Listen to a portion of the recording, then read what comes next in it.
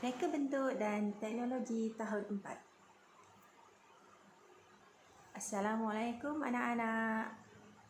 Apa khabar? Ingat cikgu lagi tak? Cikgu Suzana. Saya akan mengajar reka bentuk dan teknologi kelas kamu. Jom belajar bersama saya. Hari ini kita akan tengok tajuk keselamatan bengkel, iaitu amalan keselamatan. Menyatakan peraturan keselamatan diri, bengkel, peralatan dan bahan. Mari kita tengok peraturan keselamatan bengkel. Mengapa kita perlu mengikuti peraturan keselamatan bengkel? Ya anak-anak, cuba fikir. Peraturan keselamatan bengkel ini kita perlu amalkan supaya tidak berlaku sebarang kecederaan ataupun kemudaratan kepada kamu sewaktu kamu berada di dalam bengkel RBT. Jadi peraturan yang pertama, kita kena patuhi semua tanda keselamatan yang ada di dalam bengkel. Bila kamu masuk ke dalam bengkel RBT, kamu akan dapati terdapat tanda-tanda yang telah dipasang di dalam bengkel tersebut. Contohnya dia akan tulis utamakan keselamatan. Dia ada tanda bahan mudah terbakar, jangan buang sampah merata-rata, dilarang merokok, dan kamu perlu patuhi semua tanda-tanda tersebut. Yang kedua, setelah kita masuk ke dalam bengkel, apa yang perlu kita lakukan? Buka semua pintu dan tingkap bengkel sebelum kita memulakan aktiviti. Ianya memberikan pengaliran udara yang segar kepada kita sewaktu kita mengikuti pembelajaran. Seterusnya, letakkan beg di tempat yang disediakan. Kamu dilarang membawa masuk beg kamu ke dalam bengkel. Mengapa kamu dilarang membawa masuk beg ke dalam bengkel ya? Cuba kamu fikir.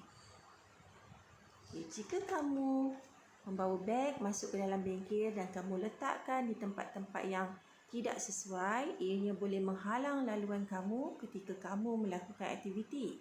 Dan ia boleh menyebabkan kamu terjatuh ataupun kamu tercedera apabila kamu melanggar beg tersebut. Seterusnya, gunakan alatan dan bahan setelah mendapat kebenaran guru. Ini sangat penting ya anak-anak ya. Sekiranya cikgu tidak benarkan kamu menggunakan alatan, jangan sekali-kali kamu ambil. Ditakuti ianya boleh memberi kemudaratan kepada kamu dan juga kawan-kawan kamu. Seterusnya, bersihkan meja kerja dan bengkel setelah selesai melakukan aktiviti. Kebersihan amat kita perlu jaga tentang bengkel kita ni. Jika kita tidak membersihkan meja kita setelah selesai melakukan aktiviti, ditakuti ada objek-objek yang berbahaya yang boleh mencederakan kamu. Terpijak ke ataupun kamu tersentuh boleh menyebabkan kamu luka. Jadi sebab itu kamu kena bersihkan meja kamu setelah kamu melakukan aktiviti. Seterusnya, patuhi arahan dan makluman daripada guru sebelum masuk ke dalam bengkel. Kamu kena dengar arahan guru, apa yang perlu kamu lakukan, apa yang kamu buat bila kamu berada di dalam bengkel. Sekarang kita nak masuk pula tentang peraturan keselamatan diri pula. Ini tentang diri kita. Bila kita berada di dalam bengkel, kita perlu tahu apa yang selamat untuk diri kita. Yang pertama ialah pakai pakaian dan kasut yang sesuai di dalam bengkel. Seperti yang kamu tahu, kita mesti memakai sepatu yang bertutup. Kamu dilarang menggunakan selipar di dalam bengkel. Seterusnya, ikat atau masukkan tudung ke dalam apron. Bagi pelajar perempuan yang memakai tudung, kamu dikendaki memasukkan tudung ke dalam apron, bukan di luar apron.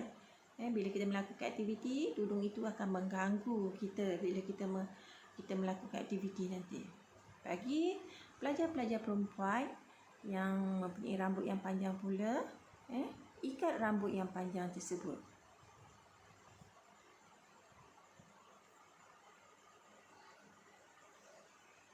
Seterusnya, kita akan tengok pula peraturan keselamatan alatan. Yang pertama, bertanya dan minta tunjuk ajar guru sebelum menggunakan alatan. Ini sangat penting. Bila kita menggunakan alatan, kita kena tahu apakah fungsi setiap alatan tersebut. Kita tidak boleh ambil dan terus guna tanpa mengetahui fungsi alatan-alatan tersebut. Yang kedua, berhati-hati semasa menggunakan alatan. Alatan-alatan ini kebanyakan di dalam bengkel ada alatan-alatan yang kadang-kadang ada alatan yang tajam, ada alatan yang berat, yang boleh mencedera dan memudaratkan kamu. Laporkan alatan yang rosak atau hilang kepada guru. Kiranya kamu sedang membuat aktiviti dan didapati salah satu alatan pada kamu rosak ataupun hilang, beritahu pada guru supaya guru dapat mencari ataupun menggantikan dengan alatan yang lain. Seterusnya, bersihkan alatan selepas digunakan. Ini amat penting, sebab alatan-alatan tersebut kita kena bersihkan untuk kegunaan yang lama dan memastikan ianya tidak rosak. Seterusnya, simpan alatan di tempatnya semula setelah digunakan. Di mana kita mengambil alatan tersebut, di rak mana, di situ kita pulangkan semula. Kebanyakan alatan-alatan di dalam bilik arbit ini telah dilabelkan tempat-tempatnya dan kamu jangan salah letak. Pastikan kamu letak di tempat yang betul. Seterusnya, gunakan alatan dengan cara yang betul.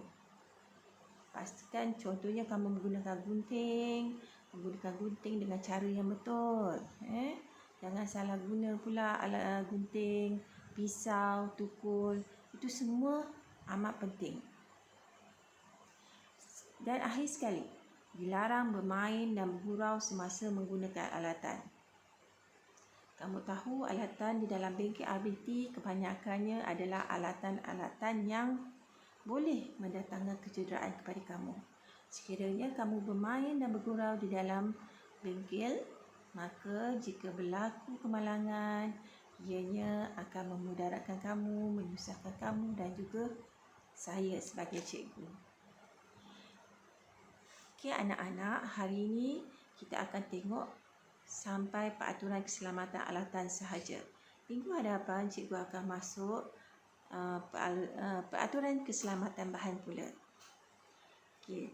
Selepas ini cikgu akan bagi kamu lembaran kerja dan cikgu harap kamu akan melengkapkan lembaran kerja tersebut.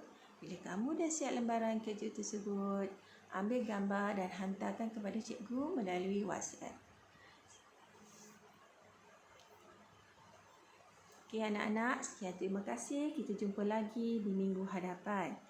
Jaga diri, ikut SOP.